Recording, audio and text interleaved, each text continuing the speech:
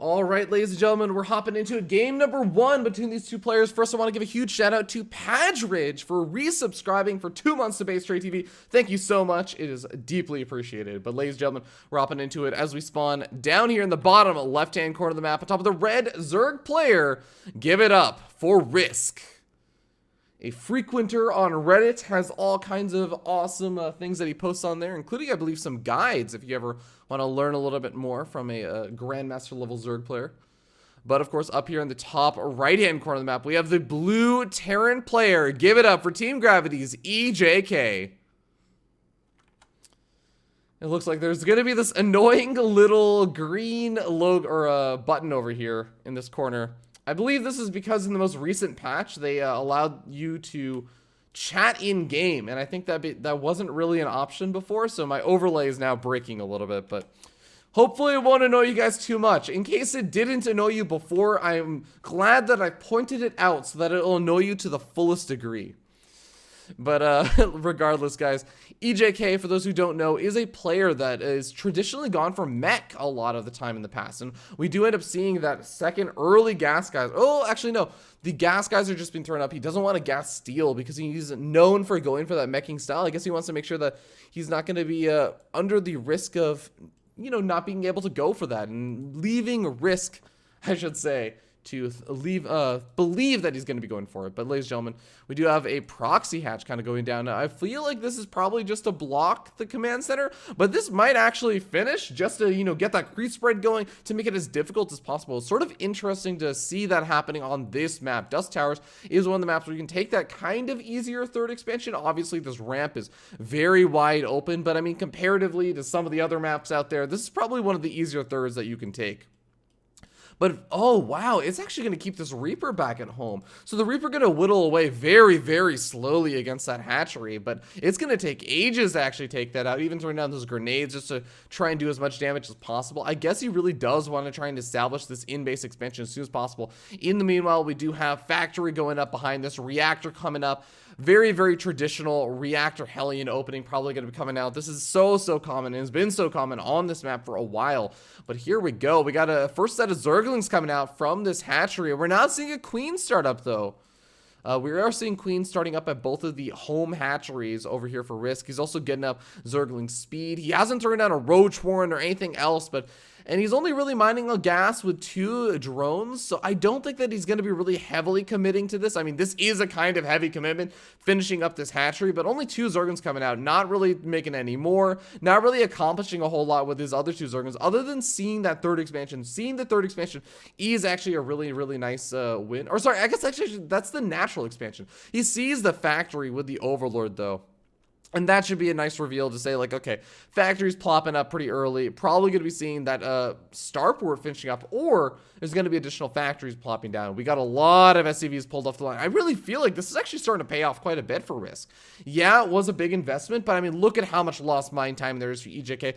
Look at how long he's going to have to wait for these this creep to actually recede. And now he's going to be able to make an Overlord over here to get additional scouting. He can even make another drone or something over here, just to try and make it even extra more difficult to actually take this expansion, prolong things even more. But no, these Marines and the Hellions going to be sitting back. But this is, again, another opportunity for Risk. He did so much map control during the midst of all of this. I mean, there's absolutely no map presence from EJK. This is his first SCV that he's coming in after that initial scout. He's going to say, okay, well, I guess you didn't take your third expansion behind this. This kind of makes sense. But there's going to be a Baneling nest that EJK is going to be able to scout. And look at this. We got a big Zergling flood. The SCV does get taken out before the Zerglings start to come out. So he's not entirely certain if there's going to be that big Zergling flood, if there's going to be the big follow-up attack. But Risk is looking to be aggressive right now. EJK moving across the map, maybe with these Hellions. The Hellions going to be able to do relatively well against a big Zergling flood if they do not get caught. That is going to be the very, very important thing right now.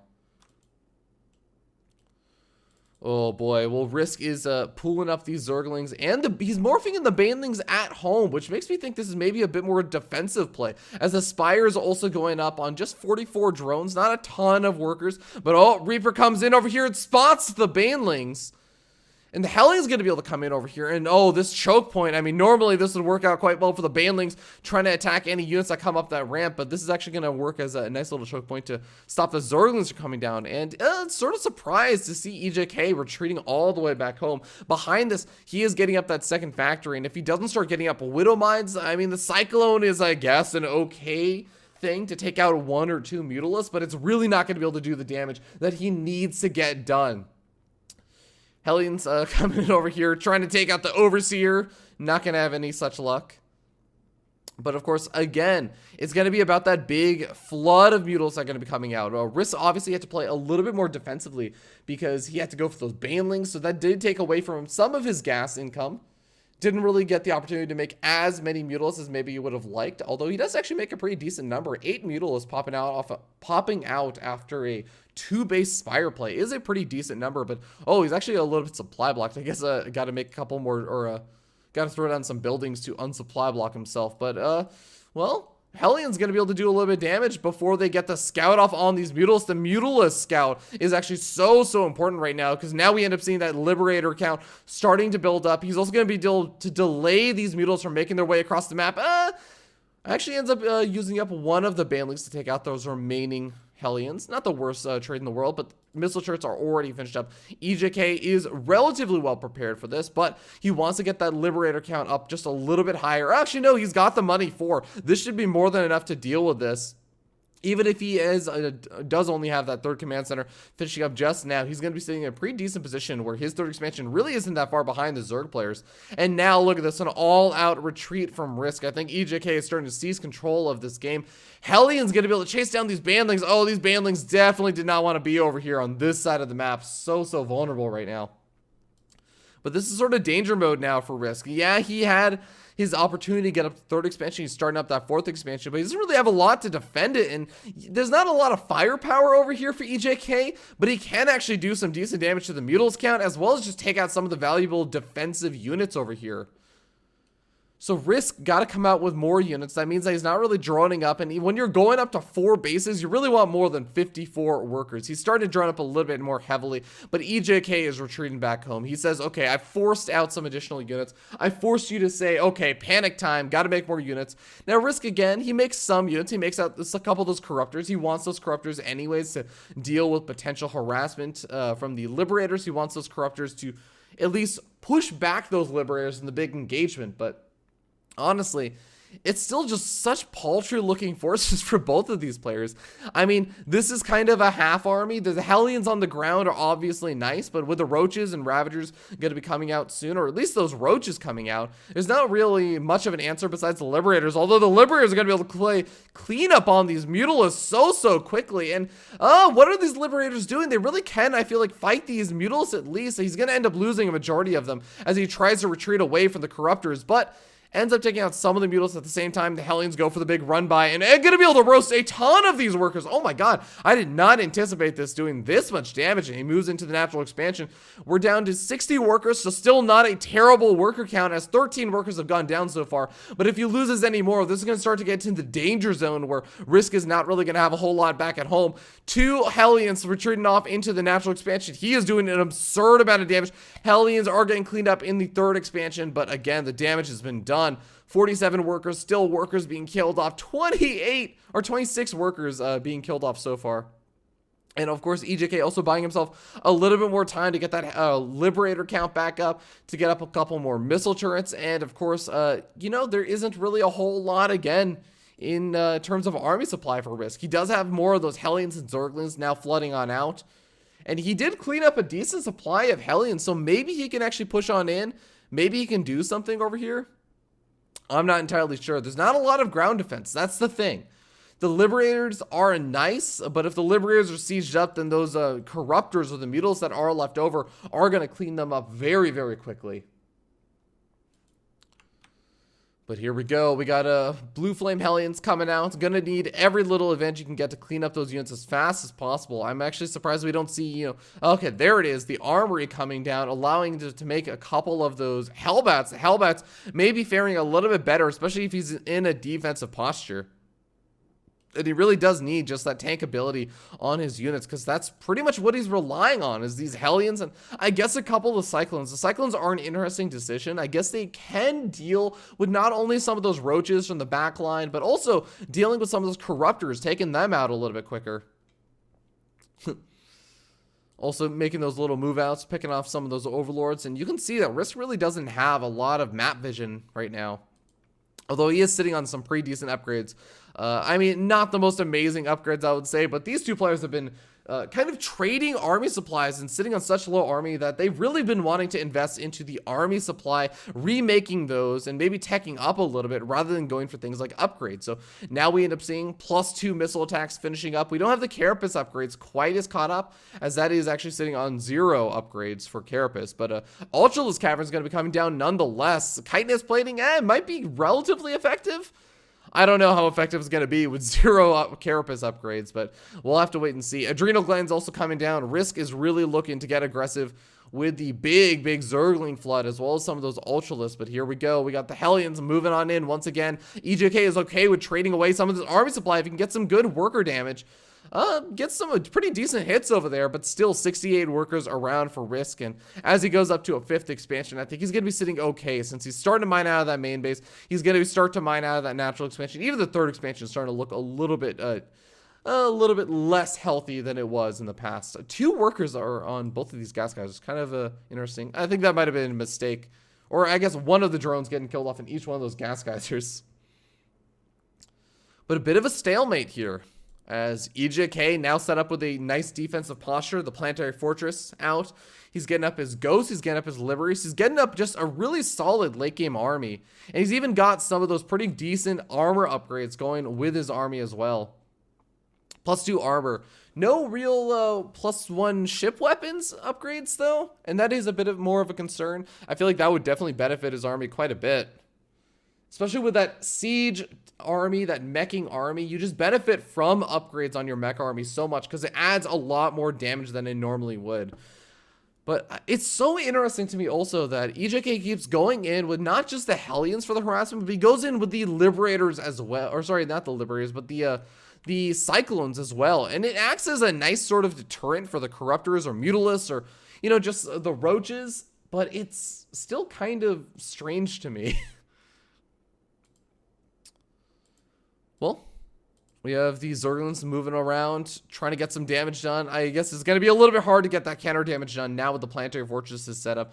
Managed to get a little bit, a couple of SCV kills here and there, but it's really not a whole lot. And once again, we're seeing that sort of defensive posture for both of these players. Spine Crawlers going up. We have small little pokeouts just from EJK with the Hellions, just looking to get some damage done. But again, this damage done is never really kind of adding up to a whole lot. And we're at the point where both these players are getting maxed out. They're starting to build up those banks, and we're starting to hit into that late game stage. We got Cloak coming out on the Ghost. This is such an important upgrade. I feel like so many Terran players actually forget about the Cloak Ghost upgrade. I know I've talked with players like Semper, I've talked with other like players, just Terran players around the world seem to always forget their Cloak upgrade on the Ghost, and it does give them a lot more survivability, allows them to get off some of those EMPs that they normally would not against Infestors, against Vipers, and just even getting the snipes off against some of those Ultralisks, which, you know, we still don't see any out. We do have 31 Mutalisks out, so that's a large number. Risk has really just been building up this Mutalisks count and hiding them in the corner. Now, I wonder how effective this is going to be, because there are a decent number of Liberators out for EJK. It's not a massive number, but if those Mutalisks end up clumping up at all in the slightest, these Liberators are going to absolutely tear them apart. It is not even going to be close. But single Hellion getting a surprising amount of damage done as 5 workers have been killed off, reducing that drone count from, I believe, 82-ish to 73-ish.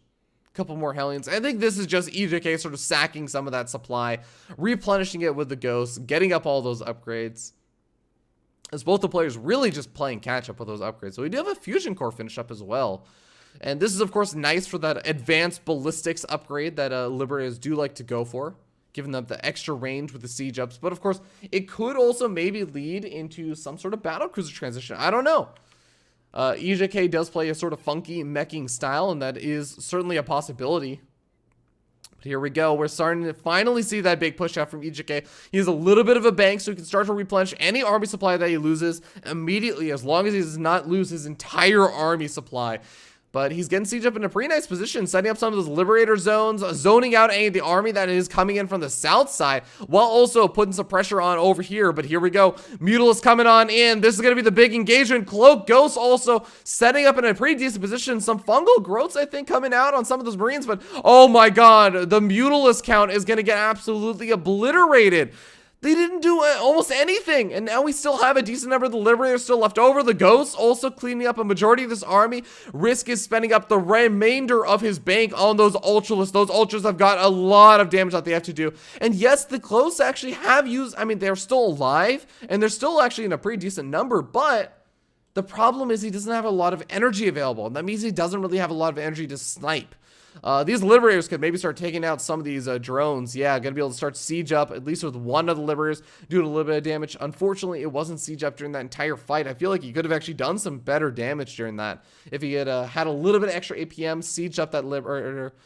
But, you know, does get cleaned up, and here we go. Zerglings flooding on in. This is I think, lagging a little bit behind these Ultras. He really wanted to use those Zerglings maybe for a big wraparound, but the Ghosts are also cloaked, and they are going to be able to push back these Ultralists relatively easily. The Ghosts, though, starting to run a little bit out of energy on some of them. Got to be a bit careful. Doesn't have enough energy to snipe on a lot of these Ghosts again. But EJK definitely leading up quite a bit in that army supply right now. We're seeing 118 army supply to 80. And yes, those Ultras are going to be a very, very scary prospect as those beautiful, beautiful Collector's Edition Ultras. Look at those Ultralists, all of those spikes. But, I mean, if you burrow those Ultralists, they might as well be a pit that people should take damage if they walk over. But Ultras going to be more than enough to push back some of this army. But this is where those Cyclones start to really come in handy, because they actually do some pretty decent damage against the Ultralists, especially if you manage to kite back against the Ultralists. I mean, you can slowly but surely whittle away at them, and that Ultras count not going to look quite as heavy or healthy. And of course, Risk not sitting at that maxed out supply. He's not sitting on an amazing bank anymore. He's really going to be relying on a combination of these Infestors getting some good fungal growths down on the entire army, as well as those Ultras. The Liberator count is also pretty healthy over here for EJK as well. So it's not even just the Ghosts that he has to worry about. Risk has to also worry about the Liberators and do some pretty substantial damage to the Ultralists. Oh man, but this is starting to get to that danger zone where Risk, I think he's trying to get as close to max out as possible. He's trying to flood as many Zerglings in. He's trying to get out the final rounds of units, and I think he might even just be sacrificing some of these units. But no, here he comes in. The Ultras coming in from one side, but they get obliterated from the bottom side. The top side comes in, but this is a little bit too late. GG gets called, and Risk gonna be falling to EJK in game number 1.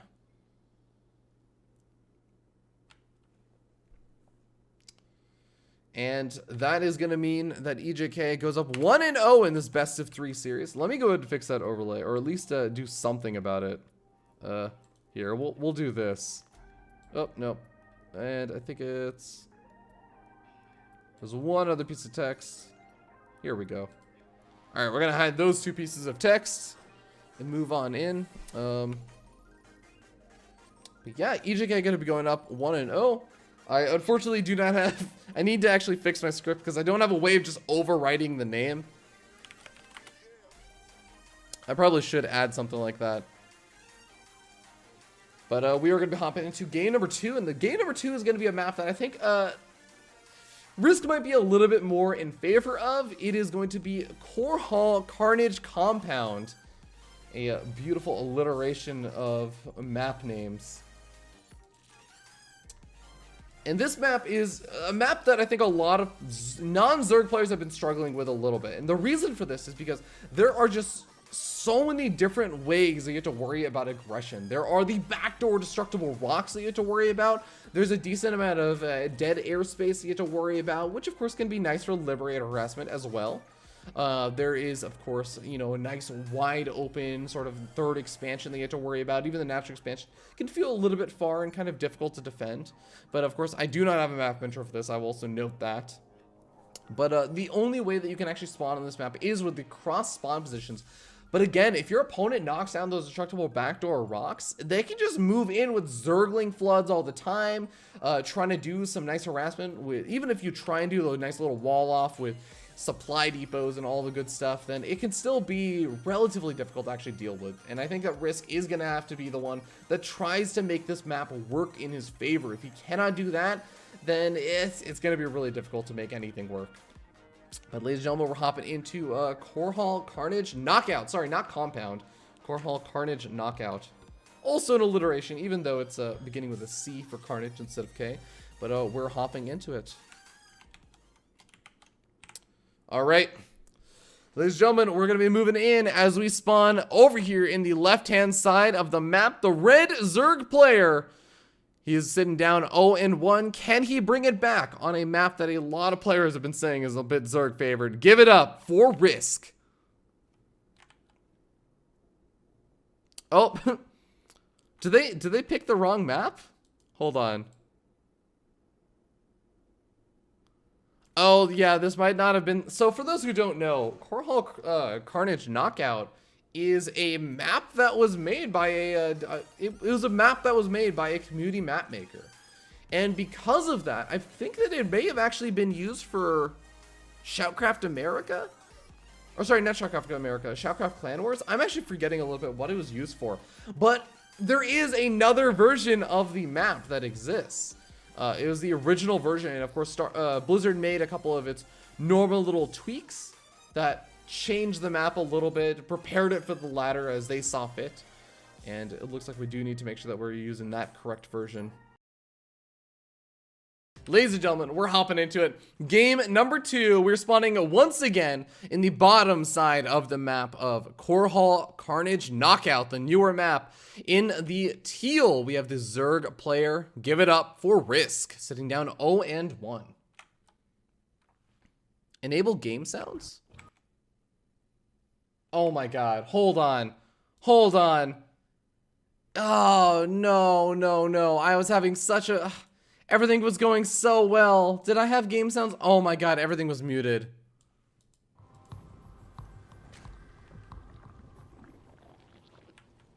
All right, ladies and gentlemen, well, game sounds are unmuted. We are back and ready to go as we are going to be moving over to our opponent over here in the top right-hand side of the map, the purple Terran player representing Team Gravity. Give it up for EJK, sitting up 1-0 in the first round of the Chairs4Gaming North America Cup number 5.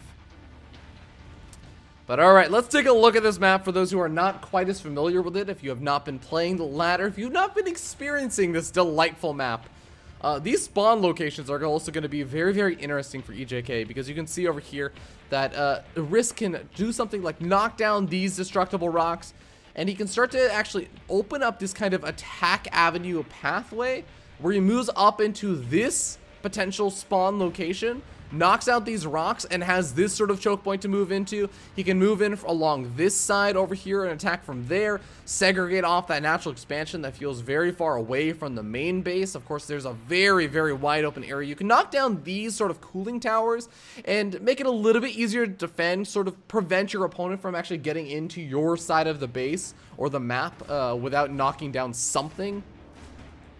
But it is still a very, very sort of weird map to deal with, and we do actually already have a bit of shenanigans. Risk going for the early pool, going for the Baneling nest, mining a bit of gas, and looking for a bit of a Baneling bust, and this is going to be a little scary, very scary prospect, I think, for EJK, who... I think maybe this might be playing toward the idea that some Terran players might be trying to go for some sort of wall-offs over here at this side of the map, but we do have the Reaper moving on in, scouting out so many of these Zerglings. That is an enormous reveal right now. EJK immediately knows what's happening. He is probably going to want to use this factory, not even just to try and complete this wall-off, but just to reinforce the wall. And oh, actually, there is also this destructible debris that you have to be a little bit wary of. I would love to see EJK just start to work on the cooling tower. He's probably not going to be able to get it down, but even just getting a little bit of damage done on it might be a bit helpful. Another factory plopping out. EJK is looking to go into this meching transition. I'm not sure that he really has the time for it. He must realize that he's pulling the SCVs. Baneling's going to be going in on the supply depot, and actually... There is another engineering bay that gets thrown down just to try and help this out, but this engineering bay is going to end up falling. There's no way you can save it, no way to repair it. SCV is being pulled. Gonna try and create a nice little blockade over here. He does have enough SCVs to do some good damage. The Hellion also pops in, and oh my god, this engineering bay is not going down. More banelings are being morphed in. Is EJK seriously going to hold this? He completes the engineering bay. Now he can repair it up with all of his SCVs. The command center of the natural expansion finishes up. How in the world did he actually manage to save that? I'm actually very confused. There should have been more than enough surface area to kill off the engineering bay, but maybe no. Maybe it did finish up in time. Maybe there wasn't enough surface area. Regardless, Risk is committed at this point. He's only flooding more Zerglings. He's sitting on just 16 workers. He knows that he has to make this damage happen. There is no transitioning out of this. Maybe he could go and try and knock down those backdoor destructible rocks. They are not in vision range for EJK. He has no idea what's going on with them. And of course, this Overlord spots out that there's nothing in vision range over there. I guess EJK doesn't quite see the Overlord flooding around as well. These Hellions are going to try and knock down the cooling towers. Now, I want to note, these cooling towers only have 500 health, and they do not have that much armor. 3 armor, it's pretty decent, but it's not a ton. It's not like 5 armor, Ultralist or something. It's not like these Hellions are going to do absolutely 0 damage to them. They're doing, 5 damage a pop. And that does mean that they can actually knock down these cooling towers in a reasonable amount of time. Especially when you have, 4 or 5 Hellions, a couple of the Marines adding in that damage. As now we end up seeing the Zerglings trying to flood on in. They're going to try and catch some of these Hellions. They're going to be able to catch the Marines at least. But the Hellions are going to be able to deal with these Zerglings very, very well. The Banelings sitting back further behind. Oh, this is a dangerous, a frustrating spot. I feel like maybe could have tried to get a good big surround, force these Hellions back into the Banelings, something like that. But I mean, losing so many of those Zerglings, what does Risk really have going in his favor? He's going to end up losing the Banelings as well. Cancels another Baneling that's being morphed in. We have the gold expansion, the awkward gold in the center of the map, protected only by the male Ursa deck. Oh, this is not going so well for Risk right now. And now the Hellion spots out the gold, the most awkward gold in the world. Make sure that you only have 2 drones on each mineral patch because it's going to take so long. Oh, we got a resubscription from Aqua Nuts. Aqua Nuts, thank you so much for resubscribing. For 18 months in a row, you could have had 2 babies in that time. Thank you so much. But yeah, this is not going so well. It is just Zergling roasting in the center of the map. 51 Zerglings have been roasted. GG gets called. And Risk gonna toss out the GLGL. Well played. We're rooting for you. And EJK taking the 2-0 victory.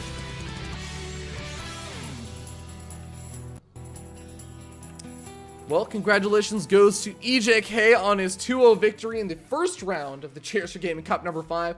Ladies and gentlemen, we're going to be hopping to a short little commercial break as we get ready to hop into the next series. We'll see you guys in just a little bit.